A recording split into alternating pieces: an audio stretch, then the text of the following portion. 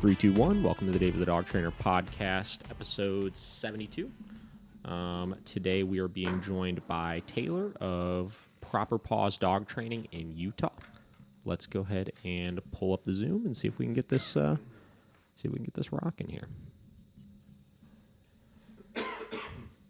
Check, 1, 2. You know? No, check. Check.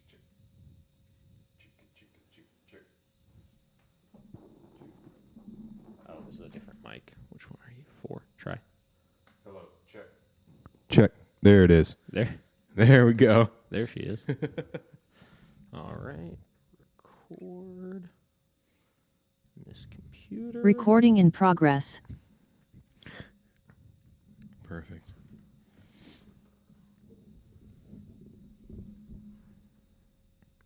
All right, now we play the game of everybody getting situated on audio and video. Hey, Taylor, can you hear me? Hi. I can hear you. Wonderful. Can you hear me? Yeah, let me just make sure we got everything situated here. Turn that volume up a little bit. Get this thing full screen. Hello. Hi. How's it going? Going well. How are you guys? Not too shabby. Thanks for Good. joining us nice and early on your time. Oh, yes. No problem. Of course. All right. So, yeah, appreciate you coming on here. So I was just telling Josh right before we got this started, I've really been looking forward to this conversation. Obviously, we talked back and forth a couple of times here. I told you when I first reached out to you, like, I stumbled upon your page, like, it was a couple of weeks ago, maybe like 3 or 4 weeks ago. And it was like the first time in a while I was like seriously impressed by like work that people were doing. I think, it's weird. Like I kind of stay away from a lot of like the social media dog trainers and stuff like that at this point, or a lot of the pages that I'll stumble upon on like Instagram and like Facebook and TikTok and all those things. Cause I feel like so much of it is just kind of like regurgitated the same stuff, or like making like TikToks and stuff for the sake of just, I don't know. Yeah. Making it. Information more than anything. So I was really, really impressed. And then to further find out, obviously, we have some differences in our training, but also some similarities with things. I think it's going to make some really awesome conversation. So I appreciate you joining us with this. Yeah, absolutely. I'm really excited as well. Yeah. So why don't you kind of give everybody a little bit of a introduction here, as well as us, obviously, because I just know you off of the last couple of weeks on social media. So what's kind of your background and things? What's kind of your specialty and stuff? What got you started? All that. Yeah. Okay. So I'm Taylor Frank. I am the owner and trainer of Proper Paws Dog Training here in Utah. And I've actually been training for 22 years. Nice. So, or even a little bit over 22 years. I started training dogs in 4-H when I was 8 years old. And I did that until I was 18. And then when I was 10, I started competing in the American Kennel Club.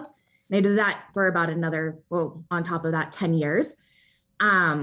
After I met my now husband, we ended up moving out to Georgia.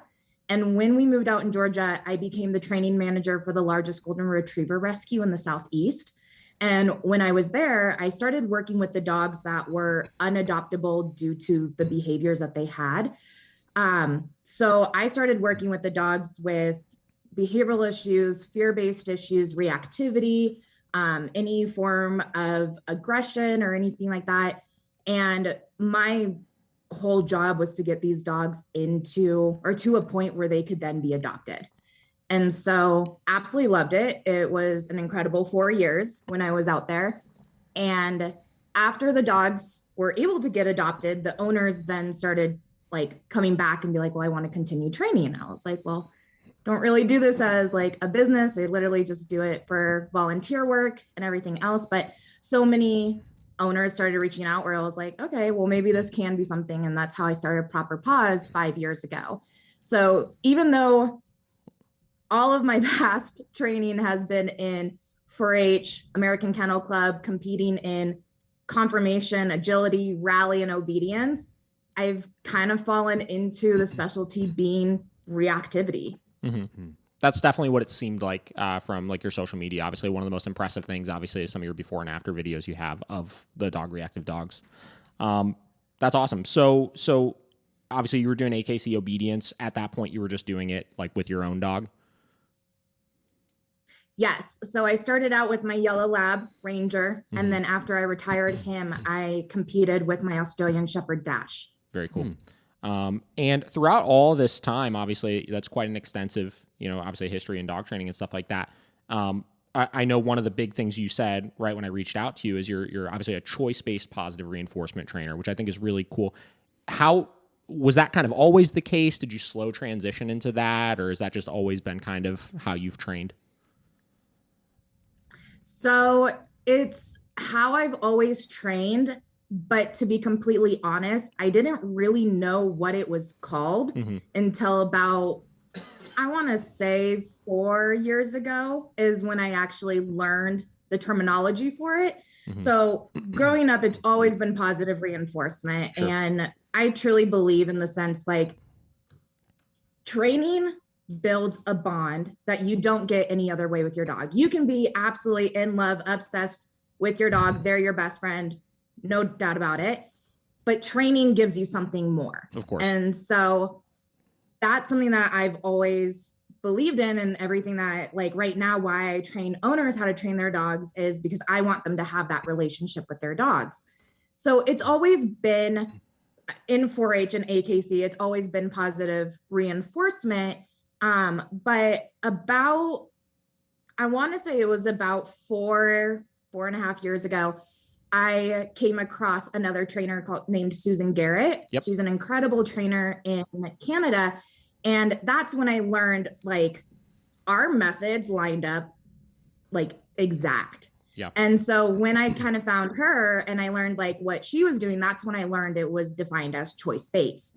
And after I learned that, I was like, okay, like now I know like what to call it. Cause I always felt a little bit different than like other trainers because it wasn't necessarily exactly as like the positive reinforcement trainers that I see on Instagram. Kind of like you were saying, Instagram can kind of be a little bit false-ish, or because you kind of show like in videos, kind of show what you want to show in a bit. But a lot of that is like, I never really felt, I was like, well, that's not exactly what I'm doing, but I am positive reinforcement. And like talking with balance trainers, I was like, well, that's also not what I'm doing, but I'm like trying to do that. But so after I found Susan Garrett, that's when I learned like, okay, choice-based positive reinforcement, this all makes complete sense. But for sure. Yeah. So always been doing it.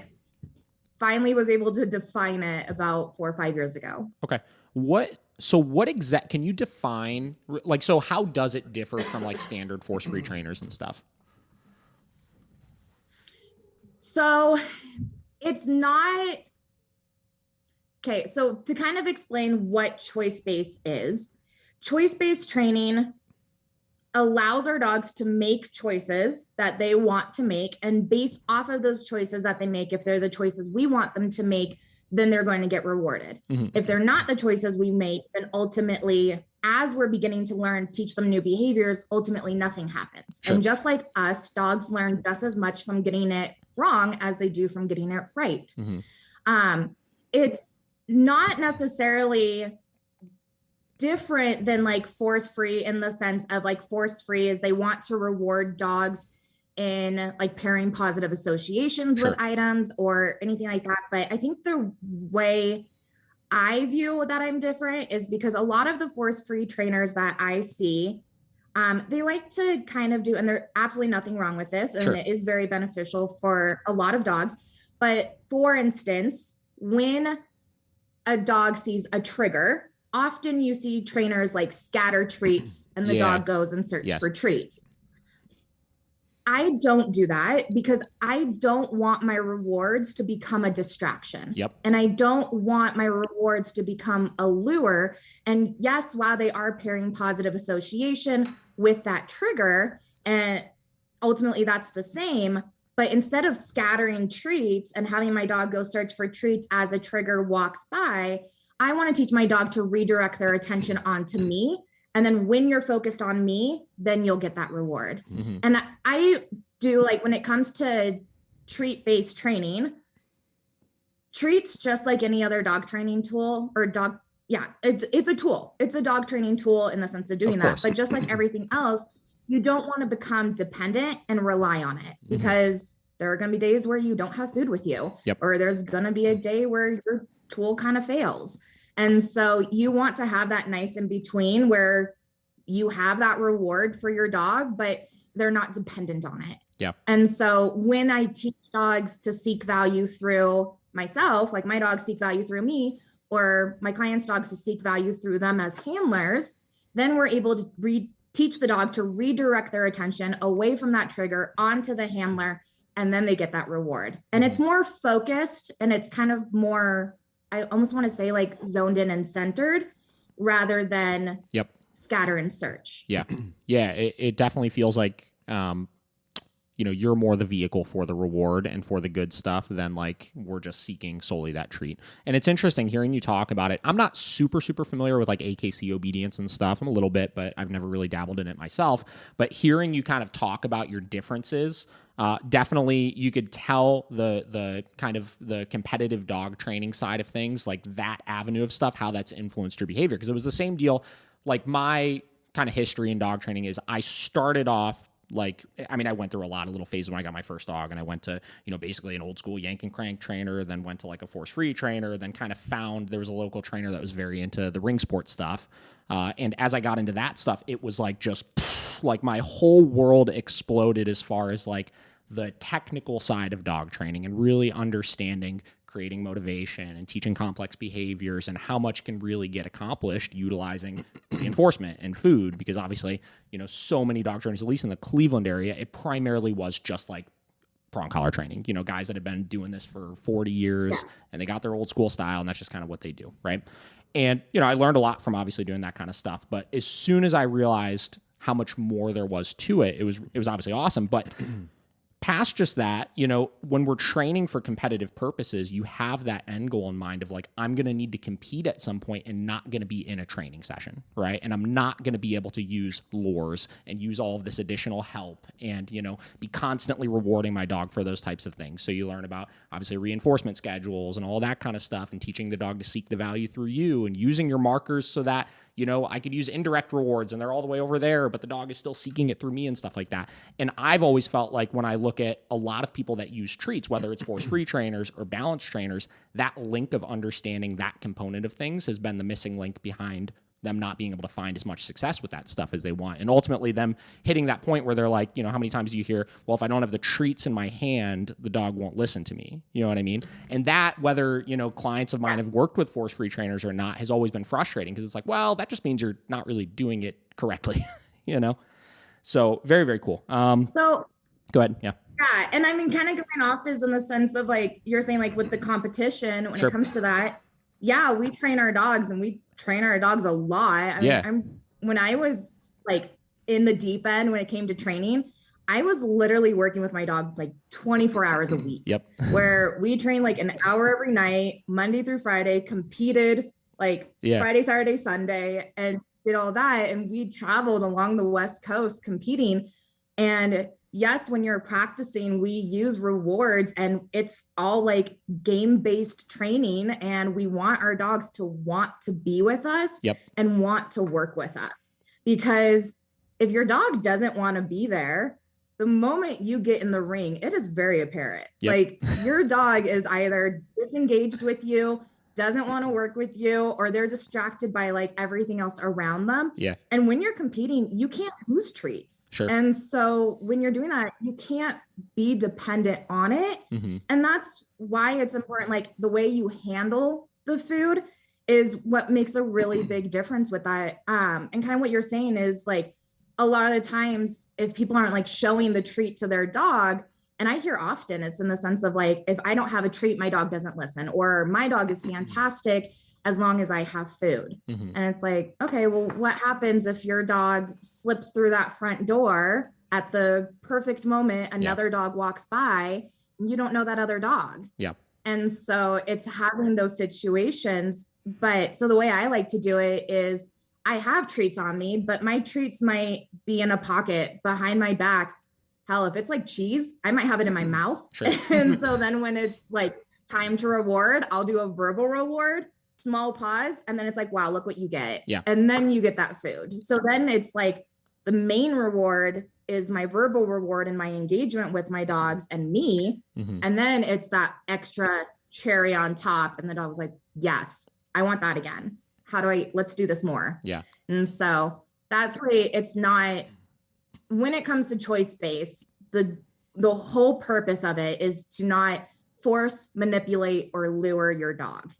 And that's a really big part in the sense of like the luring or using treats as a distraction. That's when you become dependent on them. Yeah, 100%. And so just through, scanning through your Instagram page and stuff, a majority of the videos you're posting seem like they are obviously the reactivity stuff. So your leash walking related stuff. I've seen a lot of like threshold obedience work, which has also been another thing I looked at. I was like, man, that's pretty impressive stuff. And obviously a little bit of like place work and stuff like that I've seen. I'm sure you do way more than that, but that seemed like what's been like the highlights on your page. Those things I can completely, like those, like the choice stuff you're kind of explaining here and the teaching the dog to make the correct decision or rewarding the correct decision makes a lot of sense. Now, when you get into, do you primarily focus on those things with your clients, or do you get into a lot of like actual, like we're working commands and this and that? And at that point, is that where you teach the luring process and shaping behaviors and stuff? Or what does that look like? Does that make sense? So yes to both. A lot of my clients are clients that have dogs with reactivity in some sort of a human or dog or whatever. I do have clients that obviously is like, I have puppy programs and I work with clients that just need basic obedience and all of that.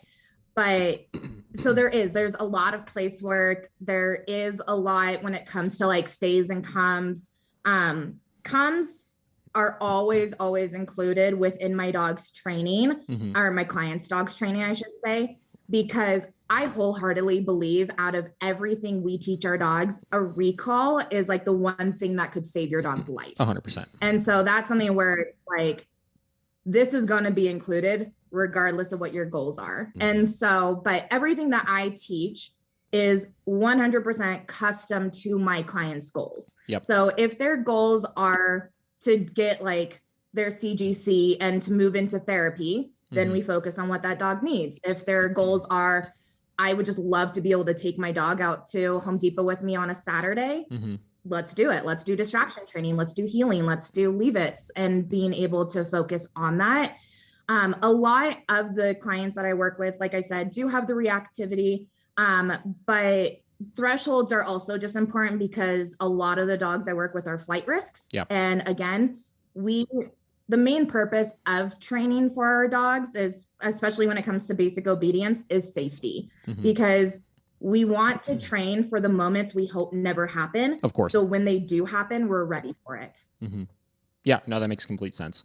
So, obviously recall, you were talking that as an example here. And I would agree, like that's arguably one of the most important commands that people can have. Now, I think, and this is so you brought up an interesting point when we were talking yesterday, I believe, where you were like, a lot of people's like questions on your page and stuff like that is like, how is this stuff possible? Obviously using just positive reinforcement. And I think both you and I know, like it is possible, right? You obviously, you've shown it, right? And past just that, like I feel like until people really learn to leverage it, they can't understand just how powerful like positive reinforcement is as a motivator, right?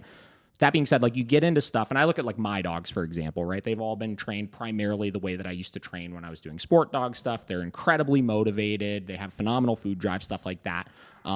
But, you get into then the use of like an e-collar or something, right? And for me, like anytime I go off leash to this day, like I just don't feel totally comfortable unless I have that on them as like my backup insurance policy, safety policy with things. So how do you, I'm trying to figure out how to ask this question, right? How do you feel so confident with flight risk dogs, right? Like being able to combat that and safely say like this dog can be off leash and be reliable and stuff like that,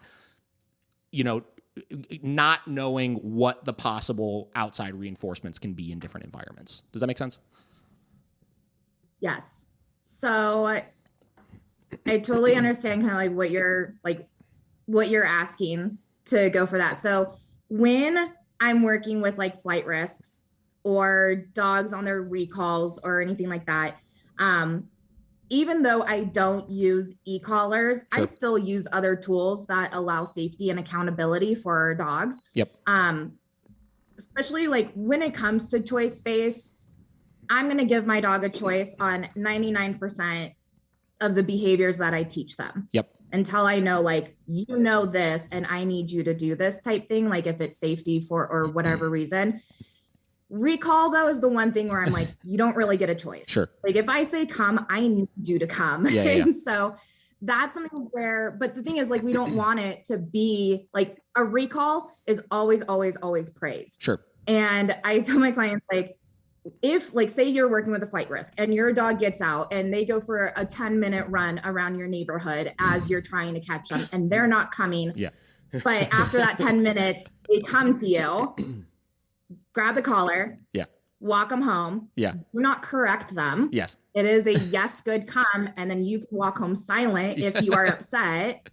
But the thing is, your dog's not going to correlate that correction with their 10-minute joy run around the Sure. neighborhood. They're going to correlate that correction with coming back to you. Yes. And like, yes. And so while I was like, I don't use e-collars, what Sure. I do use is a long lead. Yep. And so long lead, for those who don't know, is just a 50-foot leash. I use 50-foot. You can get them in so many different sizes. Yeah. But with that 50-foot leash, I'm allowed to let my dog drag that leash. Yep. I don't handle it. Worst case scenario, they make a choice I don't like. I can step on it, call them back, and use that leash for the accountability. Because that accountability is the most important part. If you don't have accountability and you're teaching your dog recall, do not call them to you. Because if you can't guarantee that they're going to come to you, or you can't hold the accountability if they make that choice not to come to you, we don't want to teach them to ignore us. And so we don't want to teach them that we call them 3-4 times and they stick to a smell or they see a bird and they want to go chase that instead, because then you're like saying like, come. And they're learning that they get to just run in the opposite direction and nothing happens. So you do, like, regardless when you're teaching off-leash training and any off-leash behaviors, is you want to start with that accountability. And you want to be able to hold to it until your dog starts to show you that they're making the choices we want them to make and they're seeking value through us rather than that other dog across the field. Yeah. Understood. And that's, I think, the thing that a lot of people forget when it comes to off-leash training or reactivity and using choice or using positive reinforcement with their training is there's other components that go into it rather than the whole, my dog just doesn't want to listen to me, or my dog is ignoring me, or whatever it might be. And the thing is, when we are working with our dogs, there's like, regardless of how you're training, you're working against the 3Ds, which is distance, duration, distraction. And those are going to be your 3 main challenges anytime you're teaching your dog a new behavior. Distraction is obviously the hardest one in the sense of we can't always control the distractions around us and we don't know what's going to come up. Sure. But distance, I think, is the one that people kind of forget the most. And distance isn't necessarily how far away you are from your dog.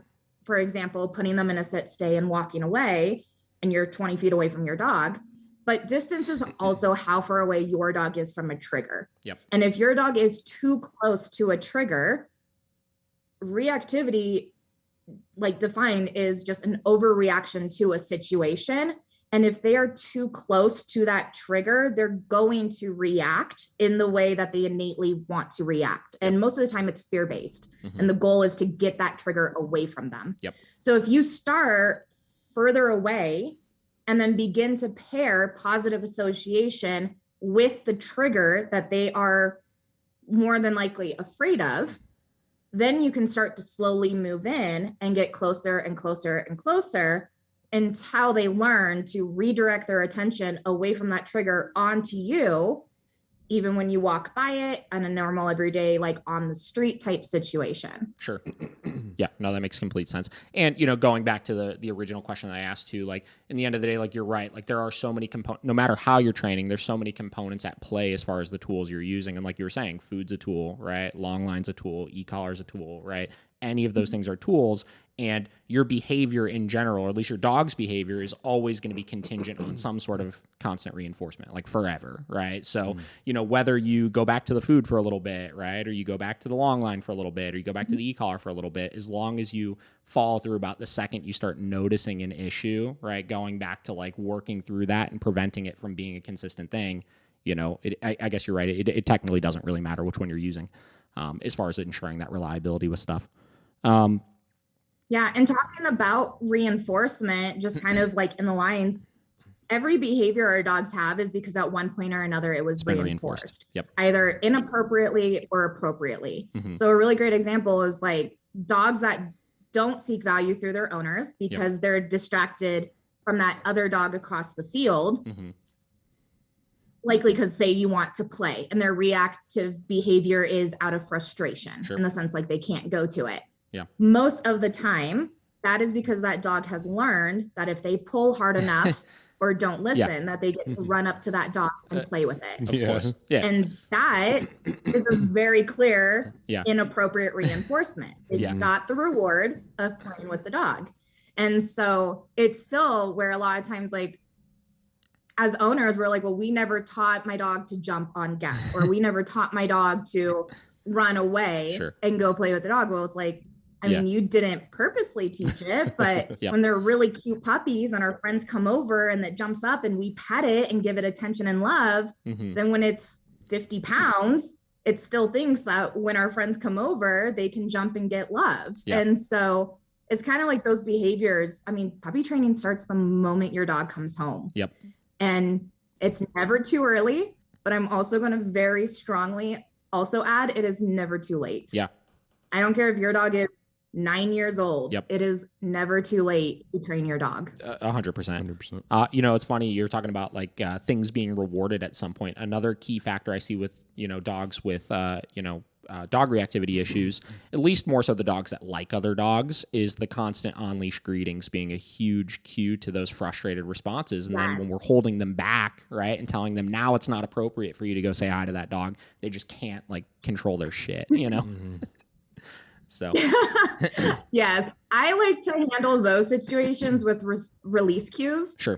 So just like the release cues we would use at boundaries or on place or anything like that, I also love adding release cues for engagement. So I teach our dogs to seek value through us as handlers. Until you get that release cue, then have fun. If I say break, knock yourself out. Go play with that dog. It's appropriate. It's safe. You can go for it. But until I give you that release command, I need you with me. Yeah, for sure.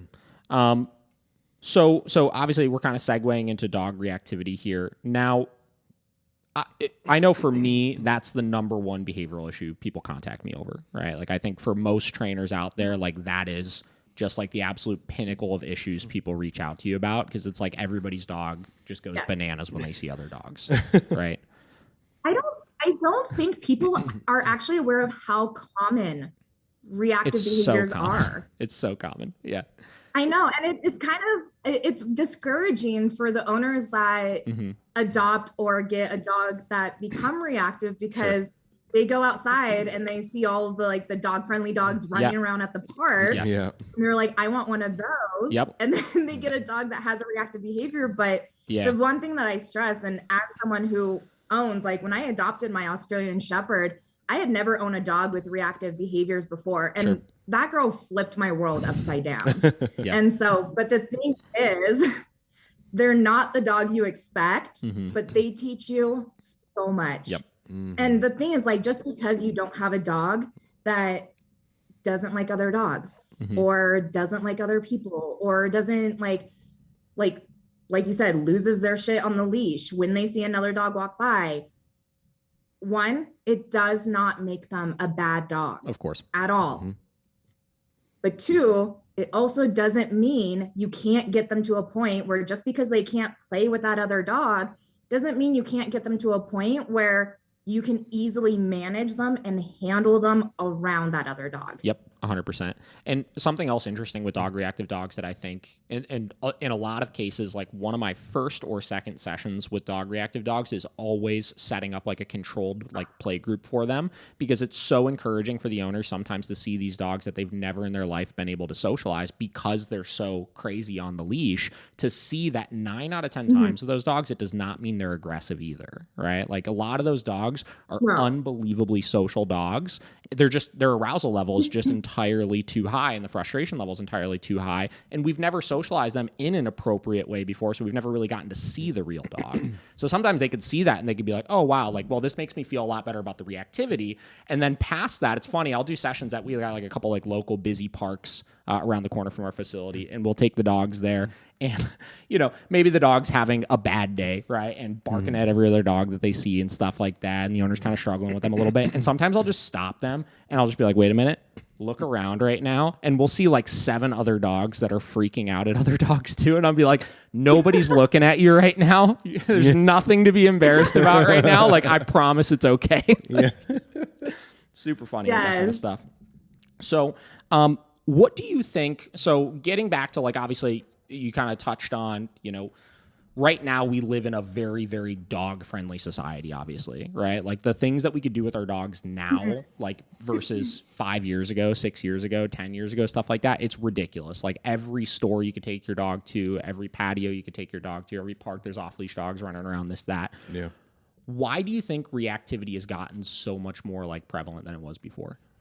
Or do you think it's always been that way and we just didn't see it? I think it's a little bit of both, honestly. I think one, it's more noticeable because people are understanding reactivity and learning how to work with it, manage it, train it. And those are a lot of times the owners of like, I don't want to hide my dog inside anymore. Yep. Like just because my dog is reactive doesn't mean it can't have a fulfilled life of hiking and going out into public, because you can get it to a point where you can manage them and they learn to seek trust through you and they don't overreact. Because a lot of the times, like I had mentioned earlier, is the overreaction is due to like fear or maybe like a sense of false alpha, or maybe in the sense of, and when I say false alpha, it's not necessarily like, I want you to be the alpha of your dog. I was going to ask you what you meant by that. It's more in a sense. Yeah. Well, but yeah, and more in the sense where the dog's overwhelmed. They don't feel like anyone's handling it, so they need to handle it. But they're literally the least equipped to do so. 100%. Yeah. But yes, so whatever that, but a lot of the owners now that are adopting dogs and having reactivity, or they have dogs and they learn reactive behaviors or anything like that, is they're kind of coming out more. I feel like where they're being empowered and they're being like, you know, I don't need to hide my dog. Like I can go out and I can do this. But a lot of that where I know of fear, like a lot of my clients has, is the fact of people don't leash their dogs because they're friendly. Well, you also have to think of the other dog, which is really important for that. And so that's also where a lot of like owners who are training their dogs might be hesitant in the sense to come out. But I think the other part of it is the dog parks, honestly, and how we socialize our dogs as puppies, because as I'm sure you guys are aware, every dog has fear imprint stages. And during those stages, if something happens that the dog views as traumatic, it will alter their behaviors, either in a fearful way or a reactive way. I mean, they're both fear-based, but the dog will either hide away from dogs. Like say they went to a dog park, got into a fight. They might become fearful of dogs in the sense where they don't want to be around other dogs, or they might become fearful with other dogs in the sense that they become reactive to those other dogs. And a lot of the owners that I work with have never heard of a fear imprint stage with their dogs. So they just take them to parks. They think that it's going to be fine. I'm socializing my dog. My dog gets to play with other dogs. But dog parks can be chaotic and they aren't always controlled. And you don't know that other dog that your dog's playing with. And if something happens, it can change your dog's behavior. Yep. And I work with a lot of clients where it's like, well, my dog was really good with other dogs, and then this happened, and then they hate other dogs. And it's like, okay, well, that was the situation. 99% of the time it happens within one of the fear imprint stages. And then we need to just go from there. And once we know the situation that caused it, it's like, it's a good, like, you can understand it. But I think it is a lot of the sense of people don't socialize their dogs. I don't want to say like the word like appropriately, but there are other ways to socialize your dog than taking them to a dog park. Yeah. And I think that is a lot of like the misunderstanding. And then it's kind of just like what you were saying, it's the sense of like people who do own reactive dogs are learning that they can do more and there are ways to work with their dogs. Yep. Yeah. The other thing on socialization too, I find, is that people think their dogs need so much more socialization than they actually need. You know, like the thing with puppies is like literally everybody's like every person they see out on the street or in the store, or they set up like parties where they have like their whole extended family come over just to pet the dog for like an hour and stuff like that. And it's like, you know, it's such a, you know, people don't realize, you know, whether it's fear periods or whether it's just with an adult dog, like every social interaction you have can either go well or not go well. And it's like, we want to stack those wins. And the more that we're doing it, it's like the more opportunity for something bad to happen. And it's like, you know, every time something bad happens, like you're just kind of setting yourself back a little bit with it. So I kind of tell people like, and I would almost go ahead. Sorry. Oh, sorry. What were you going to say? Oh, no, I was just going to say, you know, I was just going to say, there's like a slight delay, which is what's making that awkward right now. So yeah, I tell people, you know, I want to obviously get, you know, we could have a dog that comes in reactive, aggressive, whatever, right? I want to get them to a place where we can socialize them, right? We've kind of checked the box, like, okay, cool. This dog is not traumatized around other dogs right now. This dog can interact in a more appropriate way than they were before. And then like at that point, it's like, you're kind of doing like, I call it like maintenance socialization more than like needing to constantly socialize your dog. Where like my dogs, for example, like they're social, right? Like they could play with other dogs and they're fine. And, you know, they all have slightly different temperaments with other dogs, but they're all good with other dogs. But it's like, I'm not taking them to the shop to socialize every single day, right? They're not playing with other dogs 2 times a day, 3 times a day, stuff like that. It's like maybe, you know, 3 or 4 times a month, I'll let them play with some new dogs and stuff like that and have it be nice and controlled and supervised and make sure it's really positive for them and just make sure I'm maintaining those social skills as opposed to constantly pushing the envelope and being like, I need to make them more social and more social and more social, you know? So I think that's a false misconception I see with a lot of owners, or newer owners, I should say. So go ahead. Sorry. Yeah. And I would even argue in the sense of socialization doesn't mean interaction. play. Yeah. Socialization also means working around other dogs and learning to build relationships with other dogs, and just in the way of like they're learning that dog's not going to just like immediately run up to them and jump on them or play with them or whatever it is. But a lot of the time it's kind of, you're right. It's like people kind of like they're like, my dog needs to be friendly and social. I need to take it to the park every single day. And it's like, well, why don't you just take it to a dog friendly store and work with your dog past other dogs? Because if you're letting your dog go up to other dogs and people, and while it's positive for their association, it also could potentially be negative towards your training. Of course. Because then your dog's learning to seek value through them, not you. Yep. So we ultimately, like, especially as your dog gets older, we want them to learn to be neutral to other dogs and other people and pay attention to us. But I mean, like one of my girls, she's an Anatolian Great Pyrenees mix. Both breeds are guardians. Both breeds are bred to be in isolation. And if they're not socialized, they can become dog aggressive or reactive. And she doesn't have a lot of confidence. And so like, she can't have like dogs just like run up to her, or it has to be the right temperament of the dog to play with her. So her socialization is she's my distraction dog during training sessions. So she's around other dogs and she learns to build relationships and trust with other dogs, but she doesn't play with them. Yeah. My one trainer has a dog like that. Oh, sorry. Good. No. I was done. You're good. Yeah. No, so my one trainer has a dog like that. She has a Dutch Shepherd who's like 9 now at this point. And same deal. Like he was a handful when he was younger, like definitely had a lot of aggression issues, a lot of reactivity issues, stuff like that. Again, typical testy Dutch Shepherd, right? And he's like the perfect distraction dog. She uses him in all of her lessons. He'll hold his bed stay. He'll, walk around the other dogs. He'll, give a little bit of interaction here and there, but like he provides exactly what he needs to provide for that. And that like environmental socialization for him of just being around all that stuff going on has been like the greatest thing for her, so definitely one thing, another thing I learned from like kind of the sport dog world is when I got my first Malinois, I got him when he was like maybe like 4 months old or so.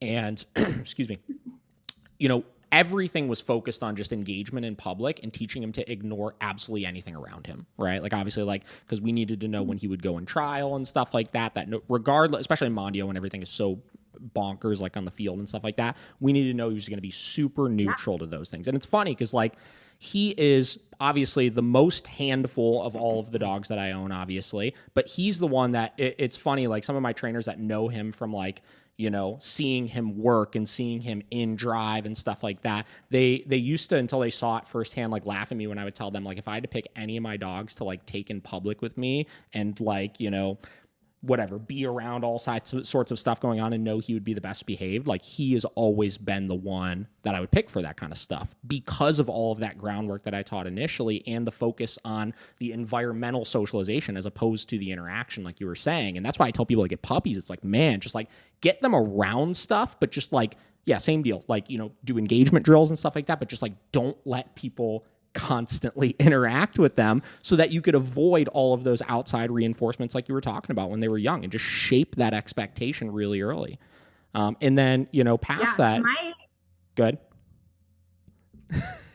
Well, one last point I was going to say on it. And then, as I, kind of my training approach has shifted over the years and stuff and just like kind of some of the things that I teach people, I kind of started like ironing out and teaching this philosophy of like, there's 3 types of socialization you could do with your dogs. You have environmental socialization, you have dog socialization, and you have human socialization. And I try to tell them that as a general rule, you should only ever do one of those at a time. Meaning, if I go to a new environment with my dog, I'm never going to socialize with them with another person or another dog while they're still getting used to that environment. If I am socializing my dog with a new dog, I'm never going to socialize them with the people that are there also, meaning them not interacting with them. And if I'm doing human socialization with them, I'm never going to have another dog in the mix also, to try to make things as clear as possible as far as them developing those positive associations with those things. And I'd be interested to hear your opinions on that, as well as, you were getting ready to say something when I was talking about my Malinois as well.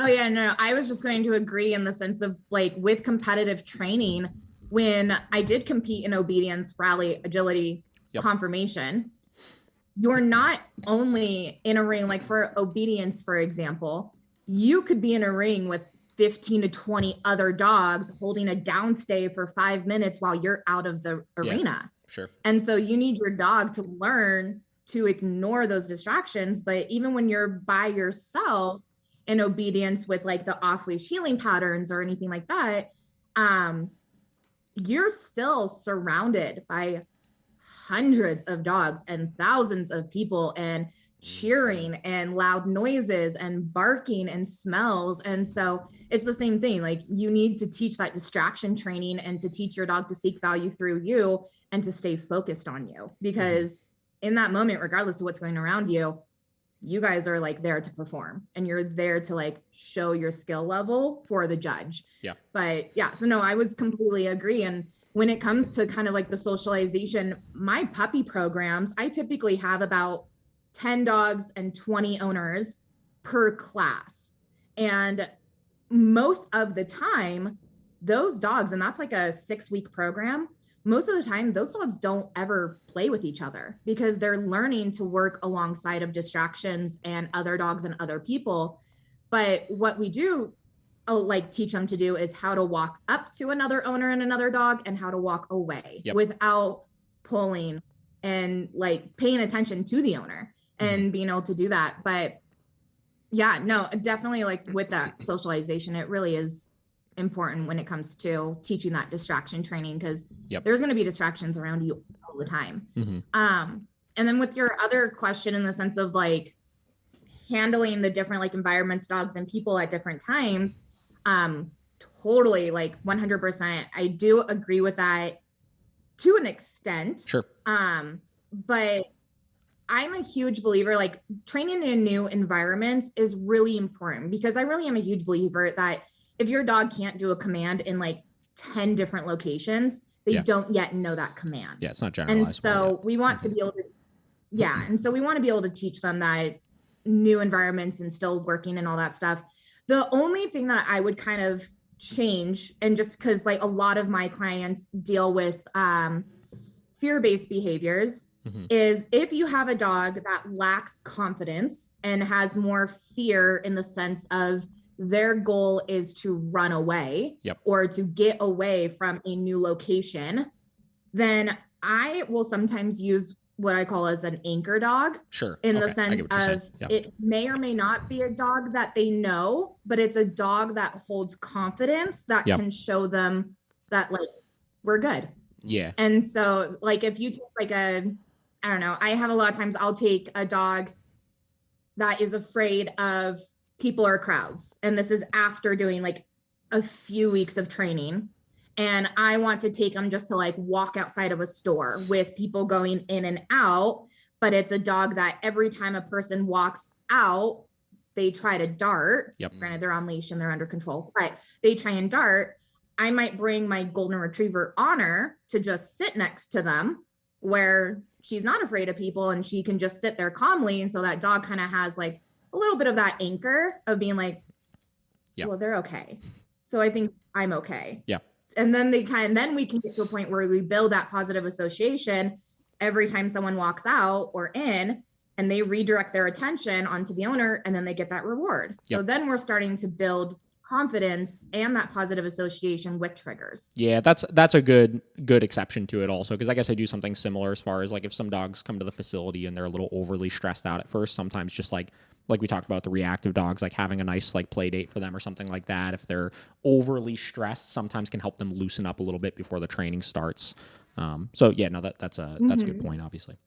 Okay, so question. So there's been kind of a trend that I've been noticing, and I don't even know if it's a trend. It's probably not even a new thing, but I've seen a lot more either force-free trainers or we'll say choice-based trainers, obviously, because that's what you do, that are using like the face Halties and stuff with dogs. What is your opinion on the use of that falling into that realm versus considering that something like an aversive?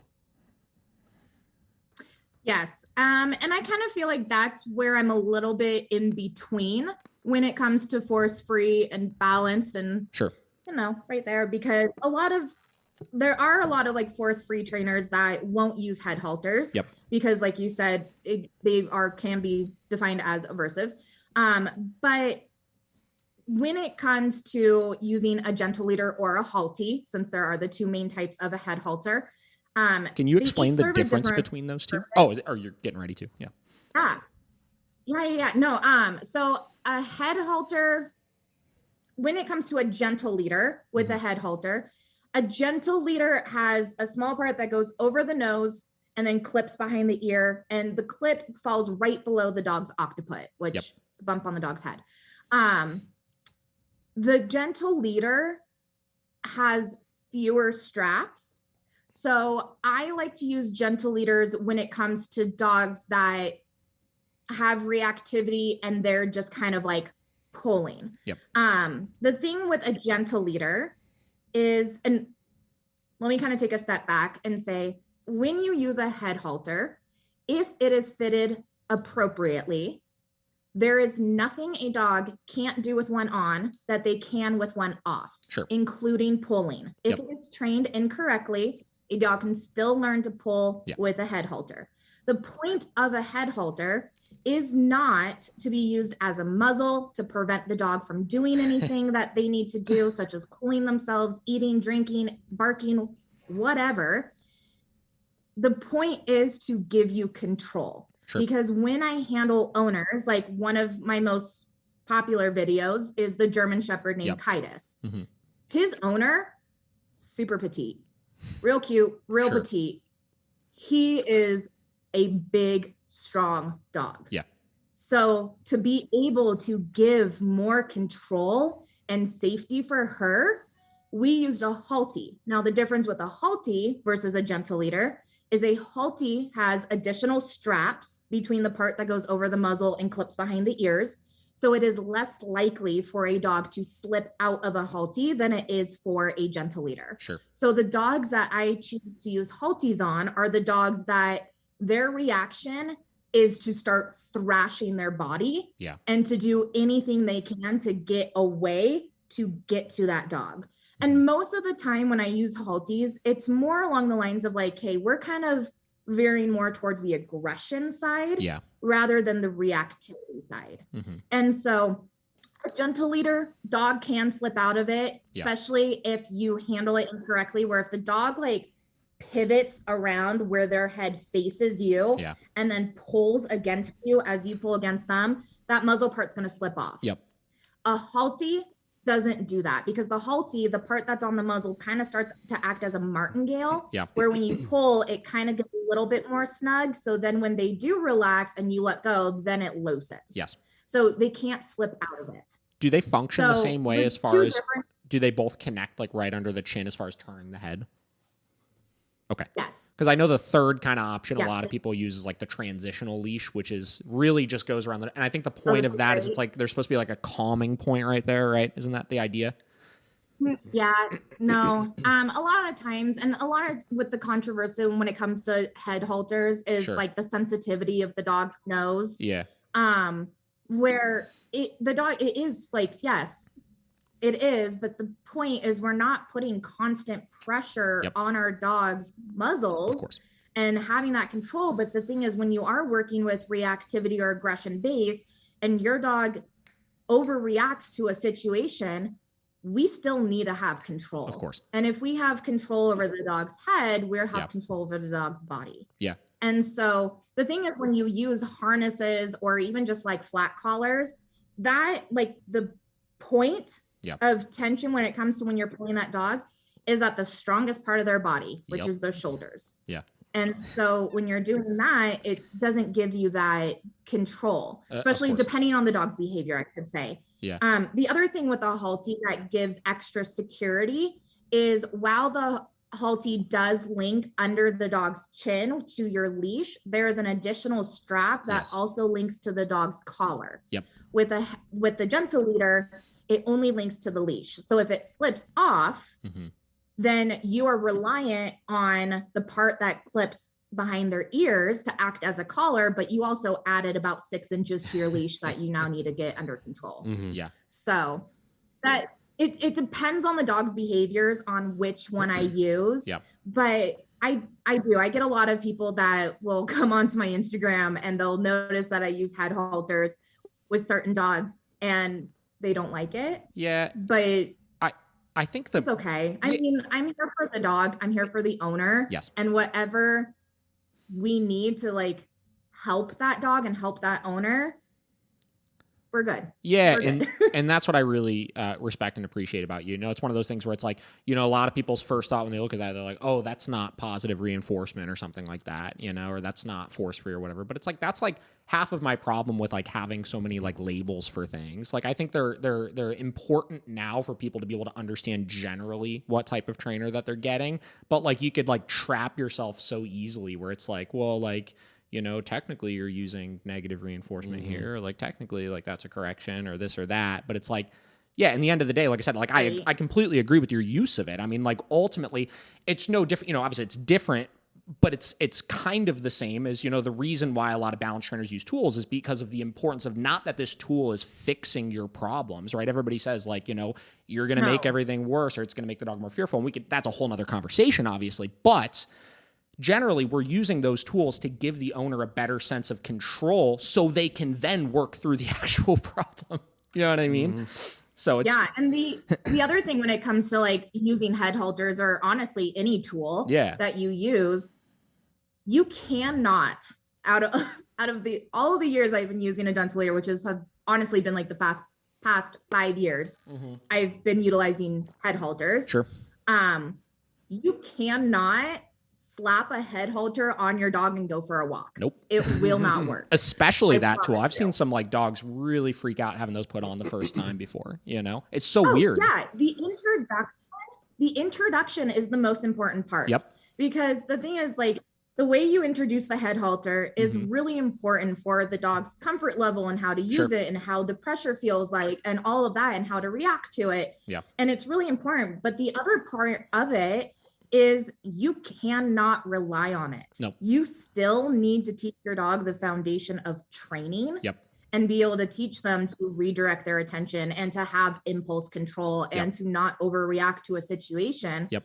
But that head halter just gives you that extra step or that extra level of security. Yeah. It's, again, any tool, like even food, right? Like you can't just give your dog a treat and expect your problems to go away, right? There's so much technique that goes into how you're adding this stuff. And it's like, it's again, not a head halty, but like, you know, we, in like our first couple sessions, we'll use a pinch collar with the dogs. And it's like, same deal, like you were kind of saying, like if you try to rely on that tool solely without the actual training involved in it, like it's not gonna work, right? Just it doesn't function that way, right? And a lot of people, unfortunately, will see certain tools as kind of the magic solution for things, which I think to the force-free community's credit is a lot of their criticism over balance training is that it's too tool-centric as far as like, yeah, just get the e-collar and your problems will be solved, or get the prong collar and your problems will be solved. And it just doesn't work that way, you know? There's just so much more to it than that. Right. You can't rely on a tool. You still need to teach the foundation of training. 100%. Okay, so getting into how, so obviously you're using a head halty, obviously, right? The way that we use it, obviously, it's a pressure and release system, right? You're using negative reinforcement, right? How much, you know, education goes into teaching the clients about that concept? Tons. Yep. Tons. I stress heavily when it comes to, and I don't use head halters on every dog. Sure. If you go through my account, like you see a lot of dogs that learn how to heel without it, or they like reactive behaviors, like they're fine without it. Like one of my most recent ones was a miniature schnauzer named Milo. We never put a dental leader on him or anything. And Did he also have one like at the beginning? learned when it came to, I think I saw in the before video What was he that? had one something on in the before video of that dog, I believe. No, you're probably thinking of another one. Oh, okay. So there's a miniature schnauzer named Banks. He's the brown and white one that he is wearing a dental ear at the beginning. And that's also a very clear, like a good example in the sense of That's just not because it's on doesn't. Yeah. Right. It's not like, again, you can't slap it on your dog and go. It still has the training. Sure. But there's a black and white miniature schnauzer that I also have that I worked with reactivity, and he's not wearing one. Yep. And a lot of the dogs I work when it comes to like healing, it's not like my dog pulls and it's like, great, here's a gentle leader. And so it's not my fallback, but sure. The amount of training I put into it towards the owner is extensive because it is a tool that does go on the dog's head. It is crucial to understand that pressure and the leash communication that you're giving to your dog. Yep. So when we're doing that, and regardless if I'm using a flat collar or gentle leader or whatever, I preach loose leash healing. Yep. Like we don't want to teach our dogs to constantly walk on a tight leash, because if we pull against our dogs, they're only going to pull against us. And it's even more important when it comes to the head halters, where you don't want to have a constant tight leash against your dog, because they're going to just start to fight against you even more. Yep. And we also don't want to give unintentional corrections to our dogs. Correct. And so a lot of that is when you're using that head halter, it's so important to make sure that you are keeping that loose leash. And if there's a situation in the sense where you need to redirect or give a correction or anything like that, it's not like a pull against your dog and pull them away from that situation, or to just constantly pull against your dogs. It's just tiny little leash pops in the sense of like, right over here, good boy. And then being able to give that reward where you can communicate to them. And it's also in the sense of, you might communicate with your dog through the leash a little bit, like if it's on a flat collar, like a little bit more, or on a harness, so they like actually feel it. And it's like when you have a head halter, it's the tiniest little taps. Like I use a finger on my leash. And it's really important making sure that the owners don't overreact and overcorrect their dog, or use it incorrectly and cause their dogs to fight against them. Or, I mean, there's so many different things, but before I even put a head halter on a dog, I have like a 20 to 30-minute conversation with the owner of like, this is what I need you to remember. This is what I need you to understand. And this is what I need you to do. Yeah. And then the second that they go to do it, it all goes out the window. That's a joke. That's a joke, obviously. Yeah.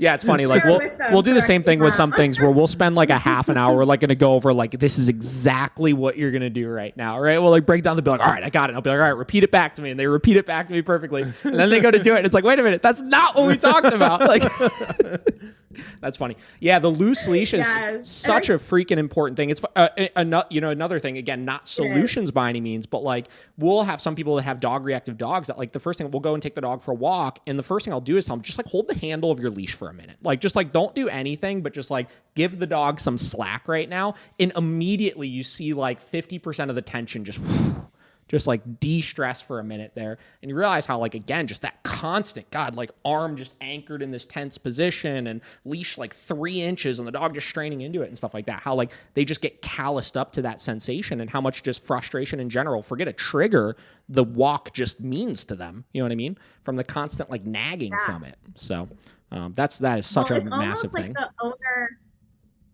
it's almost like the owner anticipates the behavior that they're so used to from their dog, but sometimes that's they trigger it. 100%.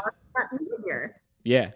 And so as trainers, it's also our responsibility to not only train the owner, but to show them the potential of their dog and be like, I understand, like, yes, I understand that you're stressed. I understand that you live with this behavior every single day and you're anticipating it, but loose leash and loose leash does not mean a long leash. No. When I work with my dogs, we always work with a 4 or 6 foot leash, basic standard leash. And a lot of times when I say loose leash to them, they're like, okay. And they drop the entire 6 foot leash and they just hold the handle. I'm like, nope. Like we're giving our dog like 3 feet, 2 feet, but it's a little J in the leash and you relax your arm. And so then you're like, you're good. But I think it's just kind of like you just said, it's like giving that owner like, chill. Just relax.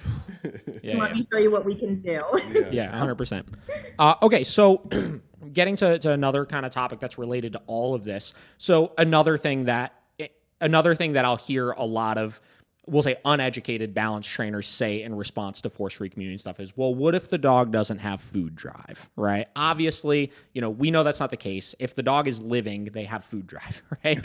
So obviously, though, at the same time, a lot of owners have very, very unhealthy diets for their dogs, whether they're overfeeding them way, way too much, they're feeding entirely too many treats, the dog's severely overweight, any number of variables at play there. How do you address that when you see that with your clients? How do you go about educating them as far as this is how we start to develop a little bit better of motivation with your dog so we could use it? Yes. So when it comes to using treats and rewards, I would argue in the sense of if your dog is not food motivated, or often I'll hear, well, my dog will work for a treat inside the house, but the moment I leave and go outside, they don't care anymore. Well, it's like, okay, the level of distraction is obviously outweighs your reward. And a lot of times, like just because you're using a food reward, like a basic training treat from the pet store, doesn't mean your dog seeks value through it. So when I'm working with my dogs, I always tell that my owners that I work with that I want to have high value rewards for your dog. And what that is to me is whatever drives your dog crazy, and sticking with food as an example, whatever drives your dog crazy that they don't get on a daily basis outside of training. So the other part of it is I want my treats to be soft chew, easy to break, easy to eat. I don't want anything that my dog's going to crunch, crumbles fall out of their mouth. They're now going to pick it up for 2-3 seconds and then we can move on. I want my dog to take that treat and keep moving. And so a really great like example in the sense like, and I had a client the other day that I didn't even think about this, but it's a very common one, is like string cheese. It is high value. The dog does not get it on a daily basis outside of training. It typically brings dogs, like it kind of drives them crazy, but they have that higher value that they're willing to work for. If you have just like a training treat bag, and a lot of times owners are like, yeah, my dog loves it. They eat it inside the house and all this stuff. And it's like, okay, well, when you're around distractions, is it still high value to your dog? And so I would like kind of with that is I would argue the level of value that treat holds for your dog. Yeah, that makes sense. So as opposed to looking at as your dog needs to like these things more, the things they have currently more, they just need to have something that they like more than that. Now, again, getting to typical owner arguments that we'll hear in relation to this kind of stuff. Well, my dog has a sensitive stomach. They have food allergies. They can only eat this like very, very specific, whatever, science diet or something like that. How do you address that kind of stuff? Yeah, absolutely. So if your dog has a sensitive stomach, then what I do is I will go like, say your dog has a sensitive stomach, but not necessarily like the Hill Science dietary food. I will go to my local grocery store, and you know that like fresh pet, like the fresh dog food. I saw you post about that recently. I have a bag of those. I take a handful. They're already in little kibbles, and it is an extra higher value than your kibble. And so, but it's still dog food.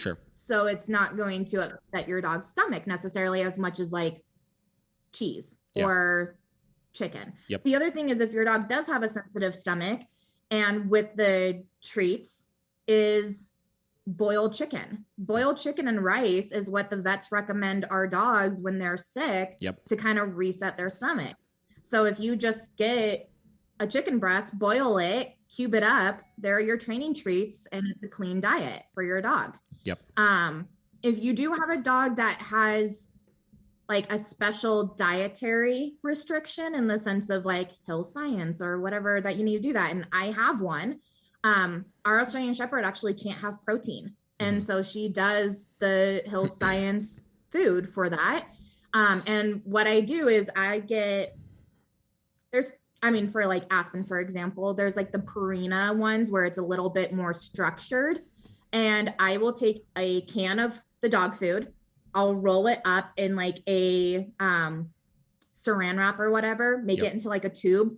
I'll like freeze it or refrigerate it so it becomes a little bit more like stuck. I'll dice it up, put it in bags, put it in the freezer. Now her food is her training treats. Have you ever used? Go ahead. Oh, I was just about to say there are other things like carrots.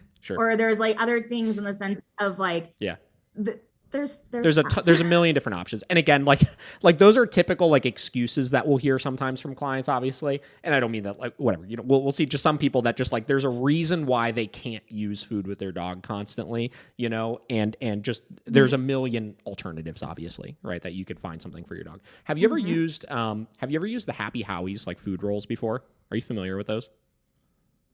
No. Okay, so back when I used to do like sport dog stuff, obviously high value rewards was everything, right? And we would use either Red Barn made a dog food roll or Happy Howie's made a dog food roll, and that shit was like crack to dogs. I mean, it was like out of this world. It was a tube. You just slice it up into little cubes, and it was like the best thing in the world. And it was so easy. It didn't get super slimy and stuff in your hands. And that was always my favorite thing to use. And every now and then we'll recommend that people get if they're looking for like a super high value reward. Yes.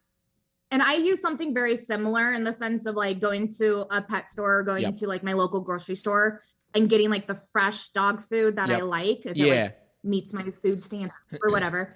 And I will do the exact same thing. I'll dice it up. I'll put it in bags. And if it is a food where I get a lot as trainers, like the sweaty kibble cheese hand in our or hand, yeah. or like, yeah, Yeah. like the, like kind of like that gross feeling.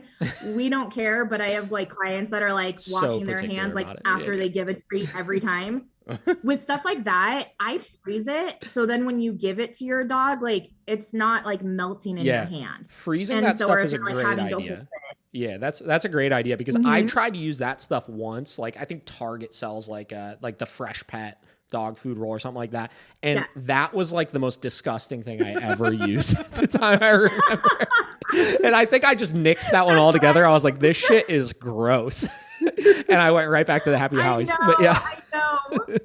But yeah, it is crazy how much more motivation you can get out of the dogs with some of that kind of stuff where they will just do fucking anything for that stuff. So super cool. And it's food. So it's not like it's just dog food. So if you do have a dog that's sensitive stomach, it's probably good for them. Like, yeah. Do you find yourself ever though going back to like kind of the original point, ever having the conversation about like adjusting feeding schedules and stuff like that, or feeding amounts, or if clients are just giving way too much stuff that it just seems like nothing has any inherent value to it, like having them adjust things like that? Yes.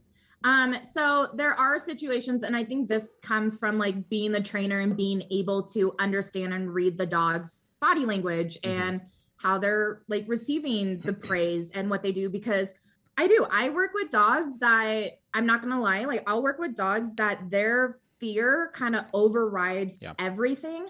And when a dog becomes overwhelmed, they don't eat. So you're not going to be able to do that. But instead of like shoving a food in their mouth, maybe it's really focusing on that engagement and focusing more on the dog's engagement with you and your verbal praise. And being able to move forward with that. Sure.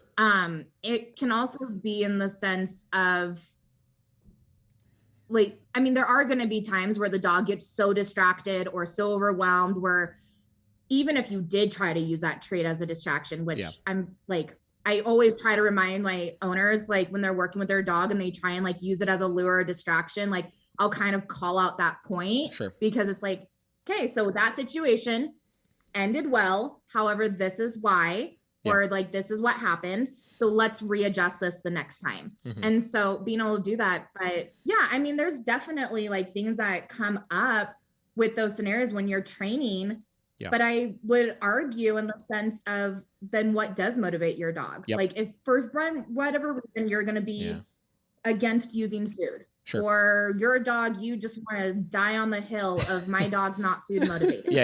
And you're doing that. Okay. Well, what motivates your dog? Is it a tug toy? Is it a tennis ball? Is it playing tug with your leash? Is it you? Like what motivates your dog? Of course. And use that. Yeah, I like that. How long are your training programs usually? Do you have like a set like with say reactivity and stuff? Do you have like a set package you do, or do you do it like session by session? So I do, it's all custom to the owner and their needs and the dog's needs or what their goals are. So my most popular package is a 5-session, and most of my videos, like I would argue like 90% of my before and after videos that you see on my Instagram are within those 5 sessions. So like, it's just a 4-week training, 5-session, custom focused on your dog's needs. I do have others when it comes to owners that literally just have like 1 or 2 things when it comes to like doing 3 sessions, or if owners are like, I want my CGC, want my dog to be able to travel, and I want to be able to do this. It's like, great, let's do 7 to 10 sessions. So then we're kind of getting more into it. But when it comes to kind of like the training that I do is, regardless of the owner's goals, training is not a quick, like, when it comes to the training and the owners come to me, it's not like in 4 weeks, your dog is going to be perfect.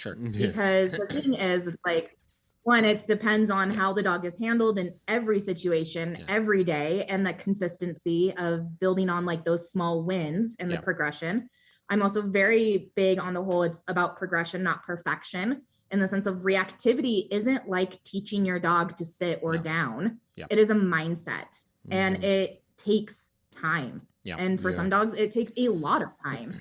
And so it's going to be a longer journey for them and being able to do that. But my goal is during our time together, my goal is to empower the owner, give them the knowledge and the confidence to move on without me. Yep. So like, I mean, if the owner like wants me there longer, I'm right there. I will be with you every step of the way as much as you need. But my goal is to get you to a point where you don't need me. Yeah. And you have the confidence and the knowledge to understand how to handle the situations with your dog and to continue to progress their training. Because even though most like owners are typically very surprised with how much of a difference you can make in 4 weeks. Yep. Mm-hmm. And so, and it really is all about the type of training that you give your dog and how you handle them. And so they're pleasantly surprised, but that doesn't mean their dog's perfect. Yep. There's still more to go after it. And I just tell them, I was like, this is only the beginning and it's only going to get better. Yeah. Just keep going. You're doing great. Yeah. And, you know, it's like you're saying, like, empower them to take the reins after. Cause like, if you can't do that, like, what's the point of the training? Right. Like if I do 20 weeks of training with you, but like, and the dog is perfect at week 20, but like at week 21, everything falls apart because you don't know what to do. It's like, you know, like what was the point, you know? Yeah. And it's funny too, you're saying like the 4 weeks to a perfect dog kind of thing. It's like just yesterday I was having a conversation with a client about like all of the dumb shit that my dogs do on like a day-to-day basis. And like all of the stupid situations I found myself in with like all 4 of them, like just over the years. And they're like, wow, like even you have these issues with your dogs? I was like, yeah, like all the time. That too. Yes, I will take my dog to a training session and they like Honor might get overly excited and break place. Sure. Mm-hmm. I'll literally just take her, put her back, remind her what she's doing. And I'll get like the owner be like, it's so good to see that even like your dog makes mistakes. And it's like, my dog's not a robot. Sure. My dog's not perfect. They still like, it's going to happen. And it's not meant to be perfect. Okay, so I have another question here just in regards to, you know, common misconceptions in like the force-free community and stuff like this. And also I hope you don't take any of this as me like bashing force-free training by any means, but like I you know, generalize here, one of our biggest issues with a lot of the force-free community is it seems like a lot of them are, you know, basically not showing work, and 2, kind of building their reputation almost on talking about why what we are doing is so bad, right? And one thing that immediately stood out to me with you was like you show the freaking work, right? Like you clearly can tell that you're getting these results with what you're talking about. And it's really interesting. Like I feel like there's such a lack of that. And there's a lot of it, you know, reasons why, as far as, well, you shouldn't put the dog in a position to fail so you can get a video of it and this and that. But it's like, I don't know, like the clients I work with, like they don't even need to step out their front door and their dog is freaking out. You know what I mean? So like, why is it so hard to get a good before and after video? And why do you think that you're able to and other people can't, I guess? So allow me to start with the whole, like, I am not speaking for all of force-free trainers. Sure, of course. I am speaking like for myself and kind of like what I think. I just don't want anyone coming at me and be like, that's not what I do. Yeah. Totally get it. Like there's so many differences within the dog training world. And kind of what you're saying is, I think there is such a divide when it comes between force-free and balanced dog trainers. Like I've seen so many videos of both of them. Like you were saying, like I've seen videos of force-free trainers attacking balanced dog trainers, and all they do is like punish the dog, and the dog lives in fear and all this stuff. And then I've seen a bunch of like other balanced dog trainers where there's a video of like, prove that you can actually do this. Sure. You have no like credibility or anything like that. And it's like, y'all are both wrong. Like there's a lot that you can learn from both sides from it. But I mean, I would kind of go in the sense of, I know what you're talking about in the sense of like trainers saying, we don't show before and afters because we don't want to set the dog up to fail just for a video. And I don't necessarily go into this and being like, okay, let's get a before, let's just put your dog in this situation and then we'll get the after. Of course. What I do is I want the owner. So all of my training is in-home training. Yep. So I go to the owner's homes. I work with their dogs in the environments that they live in, because I am a huge believer that you need to train for the environments your dog is going to be in. And also when you go inside the lion's den, you see everything, not necessarily like my dog's reactive at home and now I'm in a new facility and now they're kind of caught off guard and they don't know what to do. And you're kind of like taking, not saying that happens every time, but it's definitely like happened. But that first session that I'm with my client and I start to teach the foundation of everything we're going to be going over, I also use that time to be like, hey, I want to see how you handle your dog, how you live your everyday life. If you go for a walk, how do you do this? How do you leash your dog up? How do you walk your dog? Where are they, your dog? And I have the owner show me their life in that moment. My camera is rolling the entire time. Yeah. And so that is like, I'm walking behind the owner. I'm seeing what they're doing, because I'm also like, the owners, most of the time, they're not used to training dogs. They don't have experience like we do or anything, because we live in it. We see it every day, and they don't always notice the things that they're doing. And so if I have like my phone like rolling and I see these situations, that video isn't just like, I'm not in my head, I'm like, ooh, this is going to be a really great before and after. Of course. That video to me, I can play back and I can be like, do you see this right here? Do you see when you pulled up tight at this moment? And that's the moment the dog reacted. And when the owner sees themselves doing it, it clicks. And it's like, oh, okay. The other part of it is why I really like doing with, like, when it comes to recording the owners from the beginning, is our owners live with their dogs every single day. So they see the good, the bad, all of that. But they don't see the progressional change that we see. So like for me, I go and I work with my owners once a week, and in their minds, they might be seeing little bits of change, but it's really not that drastic. But when I see them, I'm like, wow, this is great. Like, this is a huge change. And I've shown owners before in the past of like their own the before and after videos. And they're like, oh my God, that's incredible. Like, that's the motivation I needed. Like, I am making a difference and I am changing. Like, my dog's behavior is changing. And so it helps them as well. And so it comes to that. And so while I understand in the sense of not setting the dog up in a situation just for the video, there are other ways to go about it where you can still see what's happening and you can still show that before and after. Because I mean, I'm not going to lie, like, force-free training, positive reinforcement, it is not a quick fix. No. It is not something where but none is. You're going to balance see training results. Isn't either. Yeah, you're right. None is. But I feel like even you can agree in the sense of like board and trains when they're like off-leash training in 2 weeks. I would agree. You're using collars, you're using the tools that the dog does. With positive reinforcement, it's like, yeah, we can do off-leash training in 4 to 6 weeks. And so it's the same results, just a little bit longer and a different training, depending on how much you put into it.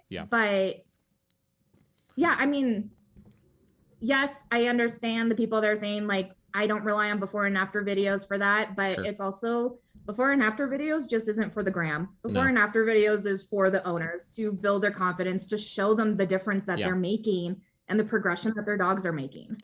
I think they're so empowering to some people too. Like, forget the people in the actual video for a minute. Like, I've had so many people call us and have the conversation of like, I was literally scheduled to euthanize my dog, right, over A, B, C, or D issue because I didn't think that there was any sort of possibility of help with it.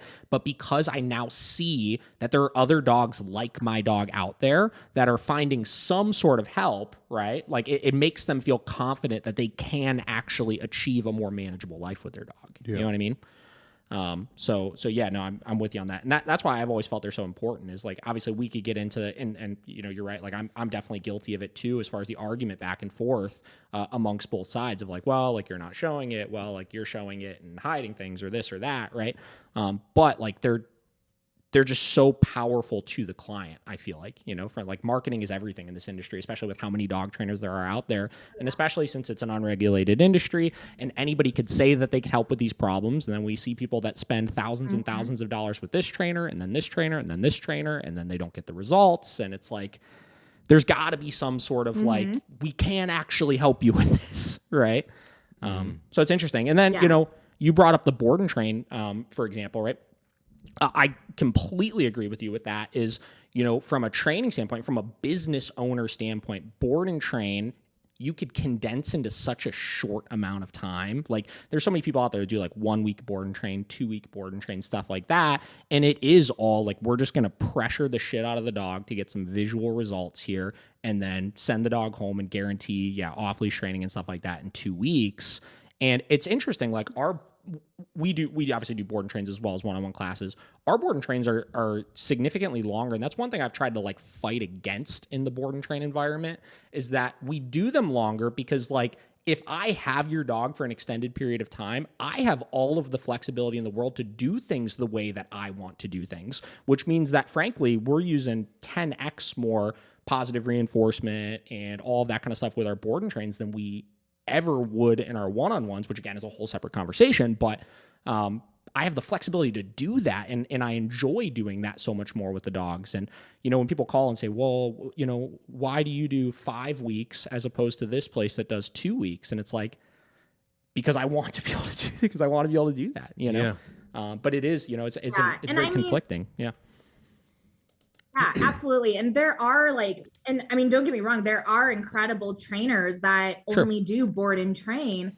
And I've talked to these trainers and I've learned from the trainers as well and everything, but it's also the funny thing that they've all kind of had in common is they do not guarantee anything in the sense of a couple of things. So one, they don't do 1 week training sessions. No. There's not a lot you can teach a dog in 1 week and have it stick retained forever. Yeah. But the other thing is, and why I've based Proper Paws and everything that I do around training the owners how to train the dogs is I really believe that if we expect our dogs to change their behaviors, we also have to change ours. Yeah. Because if the owner doesn't understand the how or the why in how to handle their dog in certain situations, and they just stick to the behaviors that they have been doing, then that dog is eventually going to regress and go back to the behaviors that they were doing. Yep.